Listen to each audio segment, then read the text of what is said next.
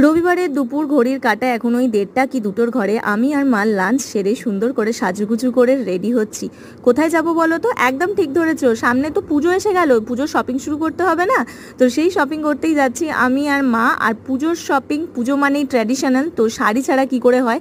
তো শাড়ি কিনবো বলেই আজকে আমরা দুজনে সুন্দর করে সাজুগুজু করে রেডি হচ্ছি। আর শাড়ি কিনতে কোথায় যাচ্ছি বলো তো? ওই যে বহুদিন ধরে ফেসবুকে ভিডিও দেখছি, আর আমার তো আছে ফেসবুকের ভিডিও দেখে কিছু পছন্দ হলে আমাকে ওখানটা যেতেই হবে। তো সেই যাচ্ছি আমরা বেনারসি নিকেতন। আমাদের বাড়ি থেকে পাঁচমাথার মোড়েরটা বেশি কাছে, তো তাই জন্য আমরা চলে গেলাম একটা উবের বুক করে পাঁচমাথার মোড়ের বেনারসি নিকেতনে। সেখানে গিয়ে আমাদের রিকোয়ারমেন্ট মতন ওরা প্রচুর আমাদেরকে শাড়ি দেখালো। আমি আর মা প্রচণ্ড কনফিউশনে একটার পর একটা শাড়ি ট্রায়াল দিয়ে তারপর ফাইনালি চুজ করলাম। আর তোমাদের একটা কথা বলি, নিজের টাকায় প্রথম আমি মানে এত সুন্দর আর এত দামি একটা শাড়ি কিনেছি। তোমাদের কেমন লাগলো জানিও, যদি কেউ আমাকে খারাপ বললেও ভালোই লাগবে, কারণ নিজের টাকায় কে